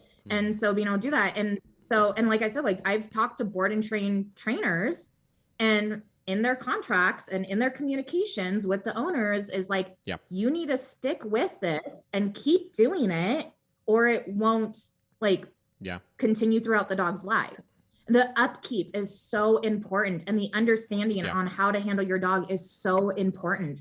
But I also I've had people reach out to me well, I sent my dog to a board and train for 1 week and they were good for a couple of days and then they went back to what they were. And I was 1 week is nothing. And so especially when they were I sent my puppy to a 1 week calm puppy program, and at I'm 12 weeks old. What the heck is that? Yeah, the dog, What is that? 100%. That shit drives me crazy. I use the example of with my dogs, they've been training for a very long time at this point. But if I were to just ship you off with one of them, you'd be calling me back in 24 hours to come pick them up, because training is not this thing that you just put on the dog and then the dog is a trained dog, right? It's a relationship you develop with them. It's a communication system that you develop with them. And you have to 100%. Learn it, and that's the hard part with board and train programs, I think, is being so freaking black and white with the person where they really understand that, because you could tell them it all day long, but still inevitably you're going to have the person that calls you 2 days after the dog goes home and be like, nothing's working, this is your fault. And it's well, actually, it's probably your fault because you're probably doing something incorrect. And that's why we provide a year of follow-up classes for you, is to teach you all of those things, So that's definitely the hard part with things. Yeah. And with my dogs and my clients, I've had people reach out to me that I didn't work with just because of when they reach out to me is they were asking for guarantees and they were asking for anything of wanting quick fixes and stuff like that. And I'm no, Yeah. no, this isn't really the training for you. Yeah. Or I'm not the trainer for you, I should say. But it is a lot where I work with my clients. All of them know, all of them hear it from me every single day, all the time, is like, if there is anything you need, do not hesitate to reach out to me. We're there because for you. I rather them send me a video every single day of them practicing with their dog and me potentially like tweaking a couple of things than waiting an entire week to see them again and then having to like readjust 100%. stuff. And so like my clients, like they know like I am here for you. And even after our training, I still like, I want updates. I want wins. If you're having a hard time, like reach out to me, let me know what you need. What can I help you with? Yeah. And I do like the alumni classes and stuff. And so people who had worked with me, like we now do group training with other alumni dogs and being able to have that. But having the resources for the owners is really important because again, like a lot of times I'll be working with them and they'll be like, it's so natural when you do it. And it's like, yeah, I've been doing it for 22 years. Yep. Like, don't compare. Like, I'm here to teach you like everything that I know, but I don't want you to be like, oh, I don't do it exactly like that. It's like, it's not going to be exact. We each have our own little like characteristics, but no, it's giving that support to the owners. It's teaching them that it's not going to be a quick fix. It's teaching them that this is building a bond, a relationship, a two-way road of like respect between you and your dogs. And then getting to that training goal that you ultimately had that you probably thought was never possible. Yeah. One of my favorite things that we, 4 years ago now, switched to obviously we're a kennel as well. So we do boarding, we do daycare, we do like day enrichment, not standard daycare. And, you know, different services like that. And when we switched to making it client exclusive, where it's like only our training clients can come and utilize these services with us, it created such a cool community where like, you know, we'll see these people like 5 years post-training, 6 years post-training, and we'll watch this dog continue to develop with the owner. And when they come and pick up the dog from day enrichment, you know, we could watch them leave and be like, hey, make sure you're still doing this or make sure you're adjusting this and just kind of keep things fresh and keep that extra set of eyes on things. And it's really just been like our clients, I feel like feel so much more like empowered and like they could long-term keep things the way that they need to keep them. So that stuff is so important. So, and with the whole building a community, I've had clients where clients live in the same neighborhoods as each other. And so I connect them and they use each other as like training opportunities. Like, let's go for a walk. Let's work on heel. Let's work on distraction training. Like, they come together. Yeah. Okay. Well, I know we don't have a ton more time here. I just had one more question here. So obviously, no, you guys are good. A big reason, are you in like a major rush right now? I mean, I don't want to keep you forever, obviously, but this is good. I'm enjoying this. You're fine. Okay. So I am too. So, you know, obviously a big reason why I wanted to do this, and like we talked about yesterday, is I want to figure out how we can continue to help each other with things. I think there's so much, to your point, that can be learned from that side of the realm and vice versa. You know, I think both sides here. What sorts of things, where has your relationship with the balance training community been over the years? Because I know, I think I saw even the other day you had like a consult with, I forgot what her name was, but a big name trainer, obviously, that I think is a balance trainer as well. What sorts of things are you looking to learn from those types of individuals, obviously? And how do you think we can help incorporate more, you know, force-free techniques into our training to help with things? Yeah. So over the years, I have talked to and kind of like worked with other trainers. And it's kind of funny because the majority of them are balanced dog trainers. And the way I kind of view it and the way I set up is, did you ever watch the documentary Social Dilemma? No, but everybody has told me I should. Have you watched that, Josh? You should. No? It's great. I've heard it's really good. The concept of Social Dilemma, the documentary, is we only follow or only pay attention to people that share similar views to our own. So then ultimately, social media starts giving us information that only validates our own opinions. Sure.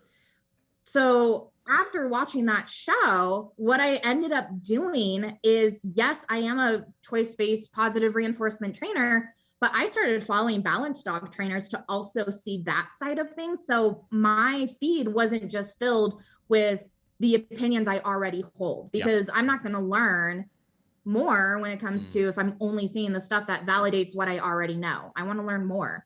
And yes, I have reached out to other trainers. My husband is so sweet. For my birthdays, he actually sets up like consultations with other trainers for me as like gifts, as like experiences. So then I can just continue to meet new people. Yeah. And I absolutely love it. And so I've talked to a number of people across the country and the type of training that they do, but it's not always like when I reach out to these owners or trainers, it's not always like, how do you train a dog in X situation? Of course. It's a lot of the times I'm reaching out to them in the sense of, how do you handle clients in this situation? How did you grow your business to be as successful as it is? How did you do XYZ? And it's kind of like more on the back end. Yeah. And when we do have like time and it comes to being able to communicate and work with each other when it comes to how to handle a certain dog, using that opportunity to kind of get a different point of view from another trainer and being like, I have this dog. It's not really like, it's kind of getting there, but it's not really getting this, like the results that we want. Yeah. What do you think about that? Then you get another perspective and you kind of get a new view that you might not have thought from previously that you can apply to that dog. Yeah. And I'm not saying reach out to another trainer and change your whole training method. Of course. But maybe it could be in the sense of, you might be missing something that they're like, oh yeah, I dealt with this last week. Yeah. Here's what I did that worked. And you're like, oh, awesome. Like I can apply that in XYZ and be able to do that. But I think a lot of the times as trainers, like, I mean, I would say like 4 or 5 years ago or whatever, as a trainer, you're like, well, I'm supposed to be the professional. I'm supposed to know like what to do, when to do it. And it's going to look really weird for a dog trainer to reach out to a dog trainer for help. Sure. Because then it's like, well, maybe they'll think I don't know what I'm doing or whatever you might be telling yourself inside your head.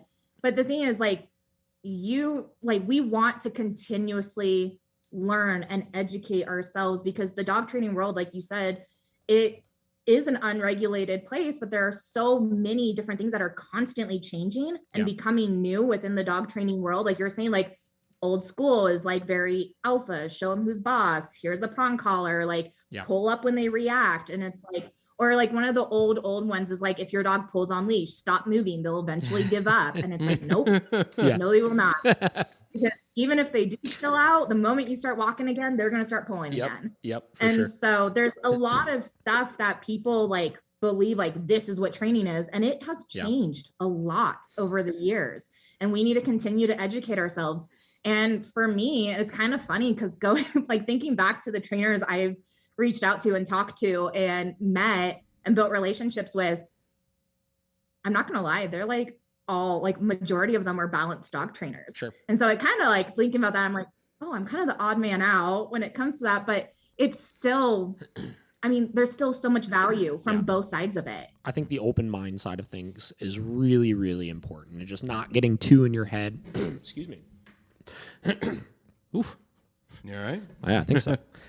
Not getting too in your head as far as like, you know, like that is wrong because they disagree with me. You know what I mean? Like you can't get into that trap, you know?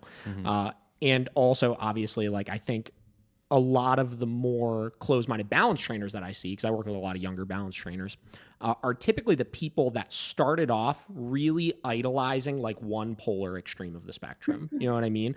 And as opposed to like, if you look at like what true, like when I look at like true balanced training, I really look at the people that have such a deep respect for both sides of just the positive and just the negative of things. Like when I first started getting into training, my idol was like Michael Ellis. I don't know if you're familiar with Michael Ellis or not, but like he was like the pinnacle of like, oh my God, this is what a dog trainer is. You know what I mean?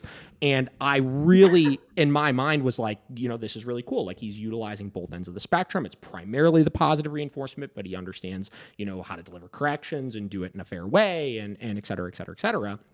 So I got to see how much power there was behind that kind of stuff, And I think, because the industry is getting easier and easier and easier to get involved in, a lot of new trainers are just looking at the quote unquote easiest ways of training the dog, right? Which a lot of times I think that one of my trainers had a great point a couple of weeks ago. She said, it takes a lot more skill to be a bad force-free trainer than it does to be a bad balanced trainer or a bad e-collar trainer or something like that, implying that, understanding the positive side of things sometimes can be a lot more challenging for a trainer, but it's so important still, So I don't know where I'm going with that. Obviously I'm kind of just rambling there, but I think that, really, understanding that there is stuff to be learned from both sides is just so important with stuff and, trying to reach out to those people and have conversations with those people about those things.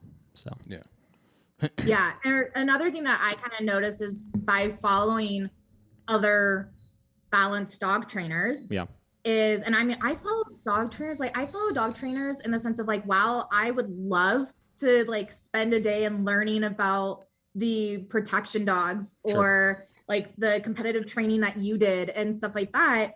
Like, I've never been in that world. I've never even came close to that world, but I still follow those trainers where I'm like, that's badass. Sure. I was like, that's really cool. Like, our dogs have so much capabilities to them, but when I'm following trainers that I don't apply their methods, they also teach us in the sense of like, I've watched videos and I'm like, okay, that was a fantastic way to explain that situation. Yep. Or that was a fantastic way to have like the correlation that a client would very easily be able to understand. The articulation and of so it. Even though you might not like, I'm not going to watch like a balanced dog trainer and be like, I need to start using e-collars tomorrow. Yeah. But I'm going to watch a balanced dog trainer. I'm like, yeah, you know what you're doing. I love the way you phrased that. I love the way you explained it. And that's what I take. And in the sense of like understanding and like when they explain like whys and hows, they might be explaining it in a way that even as a trainer, you didn't really think of. And it's like, oh, okay.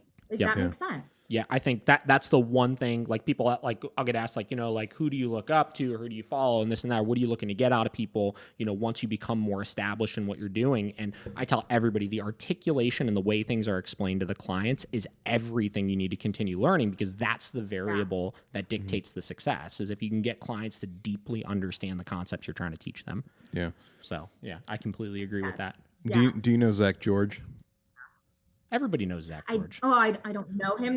Yeah, but I know him. Yeah, but it's kind of funny because he said, because we reacted to his YouTube video about balance training recently, and one of the things that I loved that he said was, no matter what you're doing, we're all trying to achieve the same goal, and it's to get these people in a good place with their dogs, and at the end of the day, we can all learn something from each other, and that's why this has been great because I think it just shows we all have more in common than we don't have in common, Yeah, 100%. I mean, we, you brought up Susan Garrett. Like I remember I believe it was Susan Garrett who was on forever ago, did an episode of like the Tim Ferriss podcast, which was like a podcast I used to listen to all the time.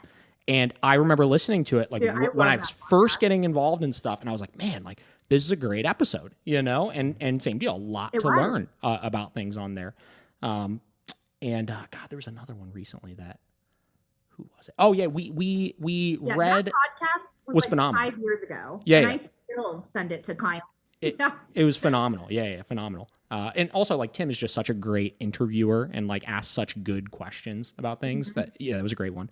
But we read an article by I think it was Dr. Sophia Yin on like dog training questions she gets asked frequently. And we read it for the intent of like, let's see how many of these answers we agree with. And I think it was like literally like 90% of the answers were like, that's like 100% spot on as far as the things that he's saying, And I think that continuing to fight to have those conversations and learn things from each other, and just figure out, like, when you see something that you like, don't look at, like, am I perfectly aligned with this person or not? Look at, like, what is it that I like about this? What can I learn from this person? And like I said, that's what I really appreciate this conversation. This has been phenomenal. Like, you're, obviously you don't need me to say it, but you're crushing it right now.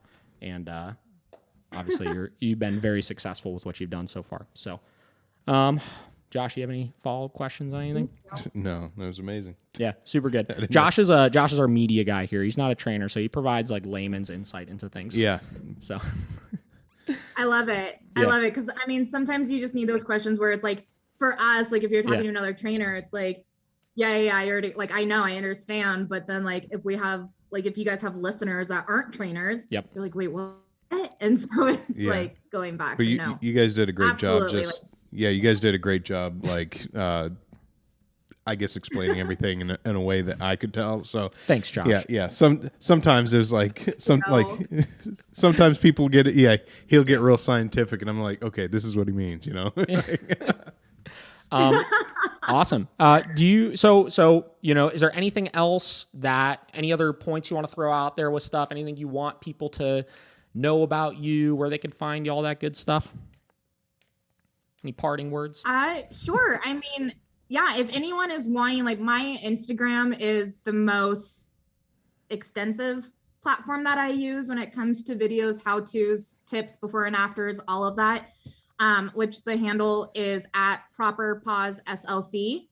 And so obviously, like, I do also do virtual training or consultation. So if anyone's interested in that, like, you can always go either to my Instagram, which has a link to my website, or my website is proper-paws.com, and go there for more information. But if anyone ever has any questions, I am always like, if you reach out via Instagram or email or text or whatever, it's me who you get. And so, cause it's myself running this right now, with the help of my husband. But so no, absolutely. And it really is, like, I've loved this conversation. Like, this conversation is great because, like you guys said, there really is a divide in the dog training community, which is, it's unfortunate, but you have people that are, like, very far off on each side, just like everything else in the world. But trying to find, like, that in between and kind of, like, the next nice balance between both sides. I've worked with so many people where they've worked with other trainers, and that other trainer was either, like, way far balanced or way far positive, and they didn't really see the results that they wanted, nor was it something that they really liked and wanted to do.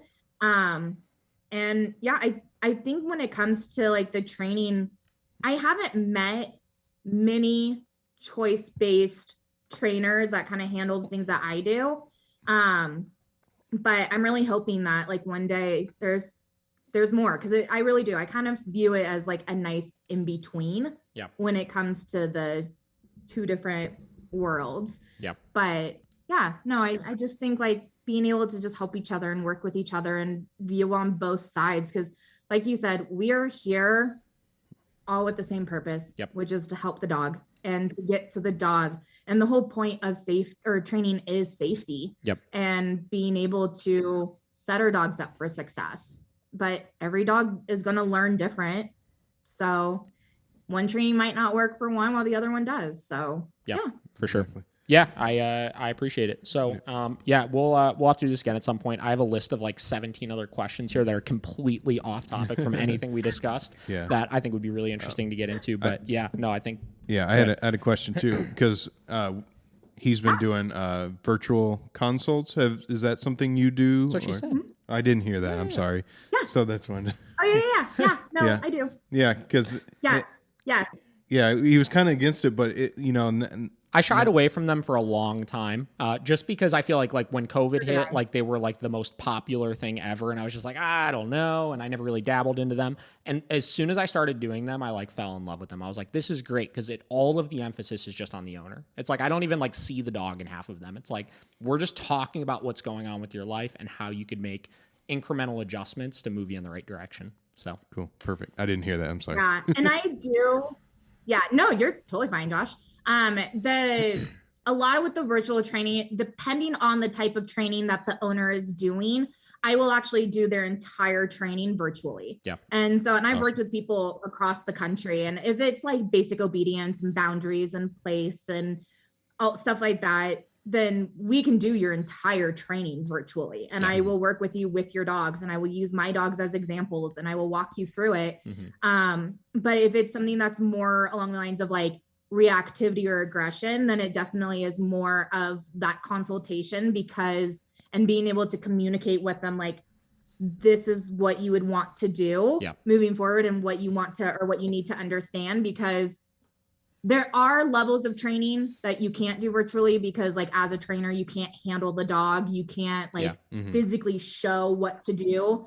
And the other thing is, like, I'm not going to virtually tell a client, like, great, take your dog to a dog park, set me up on your iPhone, and I will try to walk you through this. You got to be realistic on something. But yes, consultations are fantastic, or even just using that time as like another trainer to reach out to another trainer and talk to them like what I've been doing. Or even just reaching out to a trainer. I have clients that will set up time with me, and they will just literally go through like their laundry list of behavioral issues that they're having and how they handle it. And I'm like, great, next time, this is what I want you to do instead. And they're like, oh my God, I didn't even think about that. And they're like writing down notes and everything. And so then it's like, they'll like message me like 2-3 weeks later and be like, this has changed my life. And it's just that little tweak to like how the handler or how the owners are handling their dog that makes the difference. It really is more the owner than the dog half the time. It's funny. So awesome. Well, I really appreciate your time, Taylor. Like I said, we'll have to do this again. Absolutely. I'll send you over all the links and stuff to this once it's live, and we usually make clips and stuff out of it. You're welcome to use whatever you want. So no, that sounds great. Thank you guys. I really appreciate it. I mean, let me know if y'all want to do another 100%. podcast. I'm so down. Oh yeah, cool. for sure. All right. Well, we appreciate it. We'll talk to you soon. All right. Bye, you guys.